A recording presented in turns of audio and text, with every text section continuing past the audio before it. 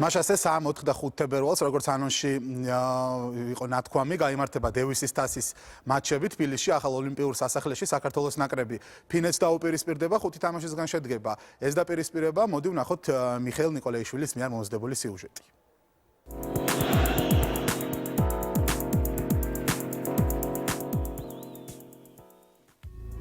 საქართველოს ჩოგბურთელთა ნაკრები დევისის თასის გათამაშებისთვის ემზადება. ევროაფრიკული ზონის მეორე ჯგუფის შეხვედრები საქართველოსა და ფინეთს შორის 3-დან 5 თებერვლის ჩათვლით თბილისის ოლიმპიურ სასახლეში ჩატარდება.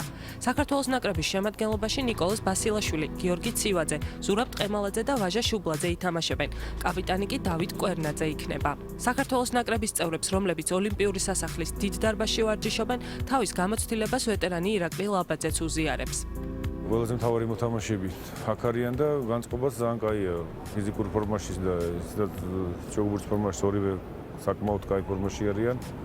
ნახოთ რა იქნება. რაც შეეხება მეტოქეს, სკანდინავიელებს აშკარა ლიდერი იარკო ნაიმენენი არ ეყოლებათ. სოფლიო რეიტინგის მეორე ათეულში მყოფი ფინელის დარად საკუთარი ქვეყნის სახელით არ იასპარეზებს რამდენიმე დღის წინ დასრულებული ავსტრალიის ღია პირველობის წყვილთა თანრიგის გამარჯვებული ჰენრი კონტინენიც.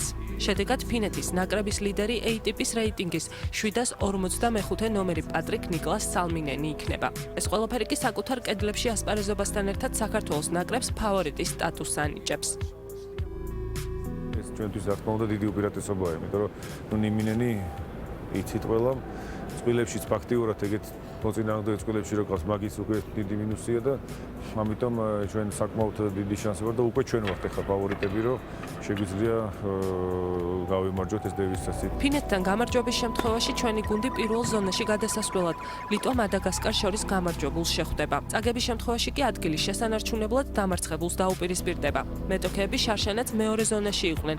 ფინელებმა პირველ წრეში ზიმბაბვეს მოუგეს 4-1, მეორეში კი დანიასთან დამარცხდნენ 2-3. საქართველოს ნაკრებმა კი პირიქით პირველი პაექრობა დანიელებთან დათმო 0-5, მერე კი ზონაში დასარჩენად ზიმბაბვეს 3-2 აჯობა.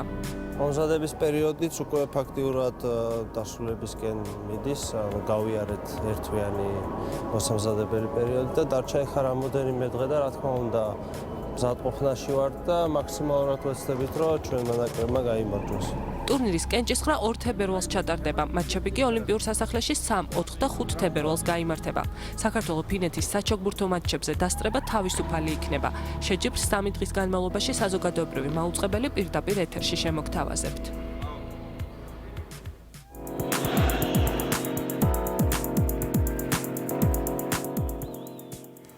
მაშასე ბრუნდებით სტუდიაში, ჩვენი გადაცემის სტუმრები არიან სტუდიაში ნიკოლოზ ბასილაშვილი და გიორგი ცივაძე, საქართველოს ნაკრების ჩოგბურთელები, ასევე ჩვენთან ერთად არის საქართველოს ჩოგბურთის ფედერაციის პრეზიდენტი ბატონი აკამეტრეველი. უღრმესი მადლობა იმისთვის, რომ მოხვედით, გამონახეთ დრო და ასეთ სამზადისში მოსამზადებელ ეტაპზე ჩვენ გადაცემაში ხართ სტუმრად და რა თქმა უნდა ჩვენთან ერთად არის ასევე ჩემი თანაწამყვანი ლუკა ჭუჭუვა, რომელიც უფრო ინტერნეტის წესი მოიხილავს და გადაცემაში მაყურებლის შართულობას უზრუნველყოფს. მივესალმები მე ჩვენ სტუმრებს, გიორგიმ წარგიგინათ, უკვე სტუმრები, მე კი ტრადიციულად საშუალებას მოგცემთ, რომ მათ კითხვები დაუსვათ ჩვენს Facebook გვერდებზე სპორტის 360 გრადუსით და სპორტის საზოგადოებრივზე, ასე რომ მიაქტიურებდეთ თქვენ კითხვებს აუცილებლად დაუსვათ ჩვენს ეთერში. მაშასე ბატონო, პირველი შეკითხვა სწორედ თქვენთან მექნება. ზოგადად როგორ მიდის სამზადისი და როგორია მოლოდინი? ფინეთის ნაკრები არ არის იოლი მეტოქე, თუმცა ლიდერების გარეშე მოუწევთ მათ თამაში და აი თუ შეიძლება რომ ამაზე რომ ისაუბრეთ. მოგესალმებით, მადლობა მოწვევისთვის. მზადება მიდის ძალიან კარგად. მე ვფიქრობ, რომ გუნდი არის მზად. დათო კვერნაძე გუნდის კაპიტანი უკვე დიდი ხანია გუნდთან ერთად ემზადება. ამ დღეებში გუნდ შეუერთა ირაკლი ლაბაძე, ჩვენი სახელოვანი ჩოგბურთელი და მე ვფიქრობ, რომ გუნდი არის სრულ მზადყოფნაში. ნიკა შენთან გადმოვალ შემდეგი შეკითხვით, როგორ ფორმაში ხარ? ალბათ ეს არის თავარი, ყველას რა საინტერესებს გულშემატკივარს. ბოლო პერიოდში ავსტრალიაში იყავი, იქ მიიღე რამდენიმე ტურნირში მონაწილეობა და ახლა უკვე თბილისში დევისის თასზე უნდა ითამაშო. როგორია შენი ფიზიკური ფორმა და ზოგადად რას უნდა ველოდეთ აი ამ თამაშებით? მოგესალმებით, მივესალმებით ტელემაყურებელს. ავსტრალიიდან ჩამოვედი დაახლოებით 1 კვირა არის უკვე თბილისში. ვიმყოფები კარგ ფორმაში, არანაირი პრობლემა არ მაქვს არც ტრამვასთან, არც ჯანმრთელობასთან. შევეჩვიეთ გუნდთან ვარჯიშობ უკვე რამოდენიმე დღე არის და რა ვიცი, კარგ ფორმაში ვარ, კარგ ფიზიკურ ფორმაში ვარ, კარგად ვთამაშობ და რა ვიცი, ვფიქრობ, რომ ჩემ მაქსიმუმს ვაჩვენებ ამ თამაშებზე. გიორგი, იგივეს კითხავ შენც, ან შენ ფორმასთან დაკავშირებით, გულშემატკივარი შენ უფრო ნაკლებად გიცნობ ზოგადად თამაშებიდან, საინტერესო ასევე სად ვარჯიშობ, როგორ ემზადები ზოგადად და რას აპირებ კარიერაში მომავალში და ამჟამადაც როგორ ფორმაში ხარ, ამაზეც რომ გესაუბრებ. მოგესალმებით. დიახ, მე ვარჯიშობ, ამჯერად ვარჯიშობ თბილისში, მზიური საჩოგბურთო კორტებზე. დევისის თასისთვისაც მანდ ვემზადებოდით, ყველა ერთად გუნდით, ბოლო დღეები ნიკა შემოგვიერთდა. აუცი მომზადების პერიოდი ძალიან კმაყოფილი ვარ, მეც კარგ ფორმაში ვიმყოფები, შეიძლება ესე ითქვას და ყველანაირად ვეცდები, რომ დავეხმარო გუნდს გამარჯვების მოპოვებაში. წყვილთან რიგში ალბათ თქვენ მოგიწევთ ერთად თამაში და რამდენად შეთამაშებულები ხართ, თუ გქონდათ იმის დრო, რომ ეხლა რაც ჩამოხვედით, თქვათ, გევარჯიშათ, შეთამაშებული ყავით, ამაზე რომ ისაუბროთ, საინტერესო ალბათ, რადგან შეიძლება გადამწყვეტი გამოდგეს მეს მეორე დღის შეხვედრა, ესე წყვილთა დაპირისპირება იქნება. კი, მე და გიორგი ძალიან დიდი ხანი ერთმანეთს ვიცნობთ, გვითამაშე კიდევ 20 წყვილები ბევრ ტურნირზე. ბოლოს ვითამაშეთ დევის თასი რო იყო დანიის ნაკრებთან, სამწუხაროდ წავაგეთ, მაგრამ ალბათ ჩვენ მოგვიწევს კი თამაში წყვილების და რა ვიცი, მოემზადებით და გონია რომ კარგად გავართმევ თავს. კი, აი საინტერესოა ზოგადად აი წყვილებზე ესაც საუბრობთ. ეს კომპონენტები, რაც უნდა ახდეს აი ამ თამაშს, სხვა სპეციფიკა აქვს, რა თქმა უნდა, ეხა იგივე რომ გადავხედოთ ჩოგბურთს, ძალიან ხშირად ვინც ძლიერია ინდივიდუალურად შეიძლება იმდენად მაგარი თქვა წყვილთა თანრიგში არ იყოს და პირიქითაც ვიცით თქვა ჩოგბურთელები, რომლებიც მხოლოდ წყვილებში არიან ძლიერები, გვეც მე ბრაიანები რო ავიღოთ, რომლებიც ახლაც იყვნენ ავსტრალიის ღია ჩემპიონატის ფინალში და სხვა შორის ფინელმა დაამარცხა ეს წყვილი და ეს დანაკლისი აქვს ფინალის ნაკრებს, იგივე ნეიმინენიც არ იქნება, ეს ჩოგბურთელიც ვერ მიიღებს მონაწილეობას. აი ამაზე რომ მისაუბროთ საინტერესოა, რა თვისებებს უნდა ფლობდეს ჩოგბურთელი, რომ ძლიერი იყოს, კარგი იყოს წყვილთა თანრიგში. ხო, კონტინენტი არ არის, არ ჩამოვიდა, რაც რა ვიცი, გაგვიადვილებს შედარებით წყვილებში გამარჯვებას, ასევე არ არის ჩამოსული იარკო ნეიმინენი, ერთ-ერთი ძალიან მაგარი ჩოგბურთელია, ძალიან. კი. და რა ვიცი, კომპონენტები წყვილების ეს შეთამაშება არის, უბრალოდ შეჩვევა არის, მომზადება არის, შემდეგ სტრატეგიის ტაქტიკის დაგეგმვა არის და ამისთვის მომზადები ჩვენ და ნახოთ. ბატონმა აკამ აღნიშნა, რომ ირაკლი ლაბაძეც შეუერთდა, ასე ვთქვათ, ნაკრებს და ისიც მონაწილეობას იღებს სამზადისში, ვარჯიშში, რამდენად გეხმარება თქვენ ეს და ანუ ეს გამოცდილება რაც აქვს ხა ირაკლი ლაბაძის დაგროვილი, საკმაოდ დიდი, აგასი ყავს ბოლო-ბოლო დამარცხებული და რამდენად გეხმარება თქვენ და რა არის მისი როლი როგორია, გიორგი, შენ რომ თქვა ამაზე? რა თქმა უნდა, მე ძალიან მეხმარება, თუნდაც იმითი, რომ ანუ ისეთ რჩევებს მაძლევს, ანუ მეც მემარცხენე ვარ და ანუ თვითონაც მიზიარებს თავის გამოცდილებას, რაღაც რჩევებს მაძლევს, როგორ გამოვიყენო ჩემი უკეთესი მხარე თამაშის დროს, რაზე გავამახვილო ყურადღება და ნუ რა თქმა უნდა, ზოგადად თავიდან ბოლომდე ძალიან დიდ დახმარებას უწევს გუნდს, არა მარტო მე, ანუ ყველა გუნდის წევრს. ბატონო აკა ისე თქვენთან გადმოვალ შემდეგი შეკითხვით. ნაკრებში არის ორი დებიუტანტი, ძალიან ახალგაზრდა ჩოგბურთელები, 18 და 17 წლის, ეს არის ძალიან მნიშვნელოვანი, ზურატ ყემალაძე და ვაჟა შუბლაძე. ძალიან საინტერესო იქნება გულშემატკივრობის ახალგაზრდა, ძალიან ახალგაზრდა სპორტსმენების ხილვა. როგორ ფიქრობთ, მიეცემათ თუ არა მათ შანსი აი ამ ჩოგბურთელებს, რომ მიიღონ მონაწილეობა შეხვედრაში და ამქაც ალბათ ირაკლი ლაბაძის მნიშვნელობა დიდია, რადგან განსაკუთრებით ამ ასაკში მნიშვნელოვანია, რომ რაღაც უფრო დამრიგებლური როლი კონდეს მას. ამაზე საინტერესოა თქვენი აზრი, ვინ მიიღო ეს გადაწყვეტილება, რომ სპორტსმენები იყვნენ ნაკრებში და ექნება თუ არა მათ თამაშის შანსი. გასცემთ ეს გადაწყვეტილება ჩვენ მივიღეთ ერთობლივად, როგორც გუნდის კაპიტანმა, ასევე გუნდის ხელმძღვანელმა.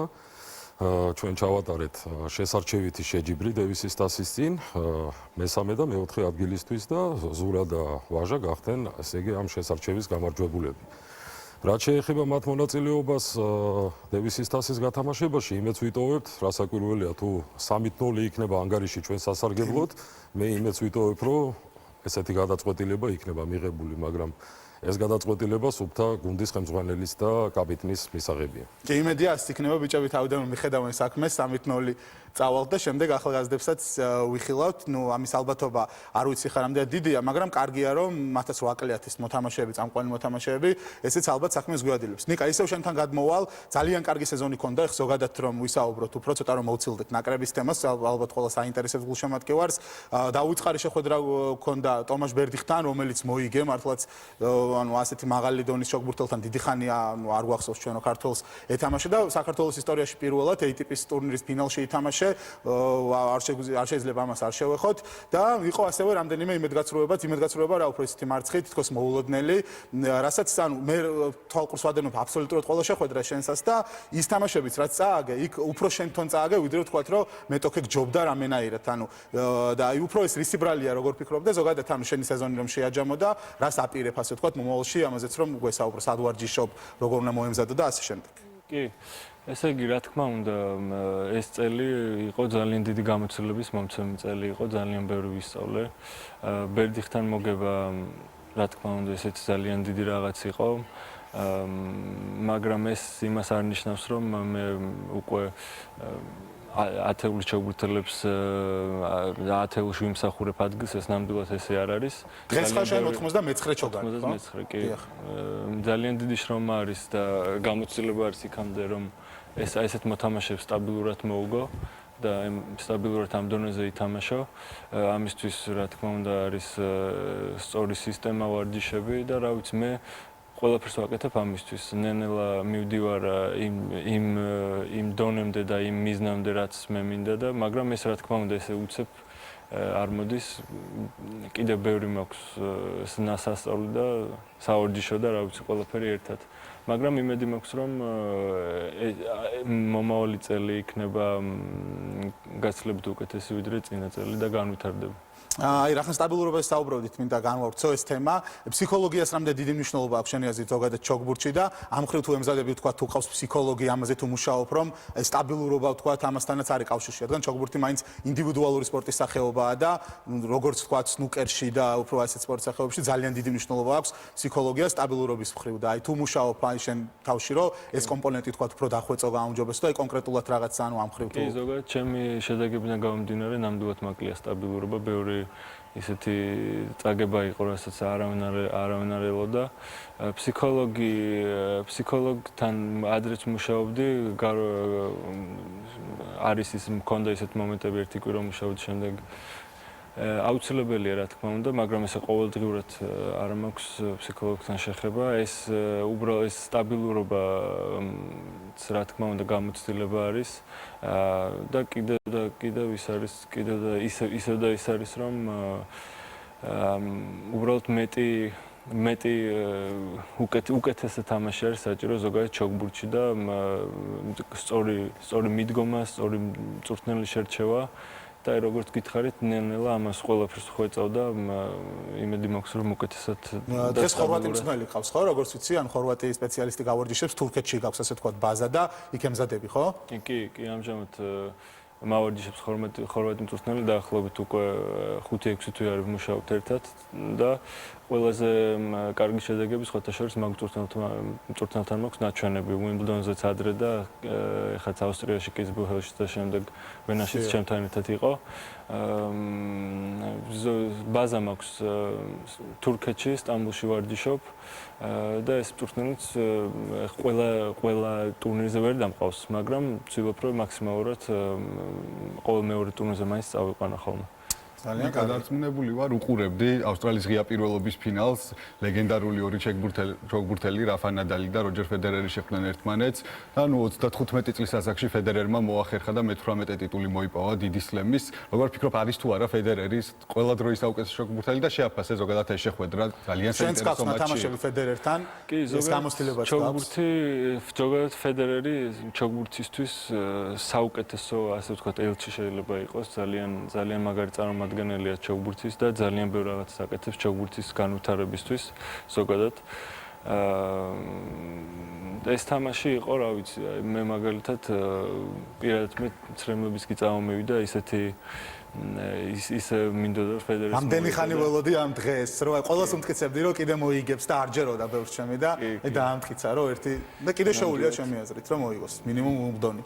კი, ნახოთ. ყველა სამის იმედი გვაქვს თვითონ თქვა რომ სურს რომ დაბრუნდეს მომავალ წელს ავსტრალიაზე და გააგრძელოს კიდევ ერთი წელი მაინც შეუძლს თამაში.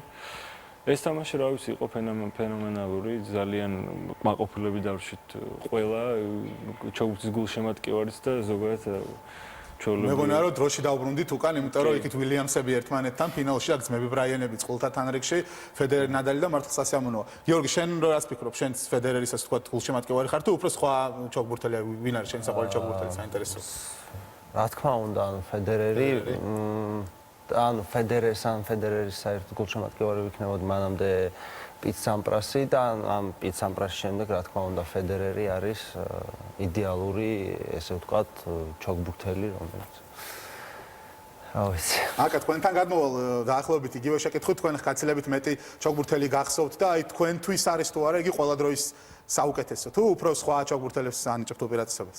ეცით რა, მე ნამდვილად ბიჭების აზრს გავიზიარებ, ჩემი აზრით ფედერერი არის ყველა დროის საუკეთესო ჩოგბურთელი და დარწმუნებული ვარ, რომ რამოდენიმე წელი კიდე ძალიან გაგვახარებს თავისი ლამაზი და კარგი თამაშით.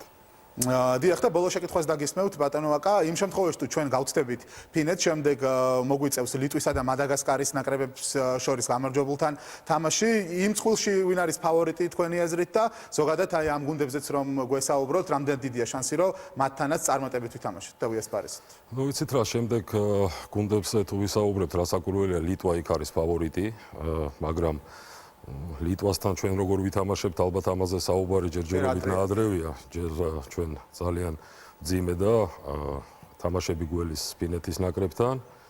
ერთადერთი მე რაც შემიძლია ვთქვა, ვთხოვო გულშემატკივარს რომ მოვიდეს და დაგვიჭიროს მხარი.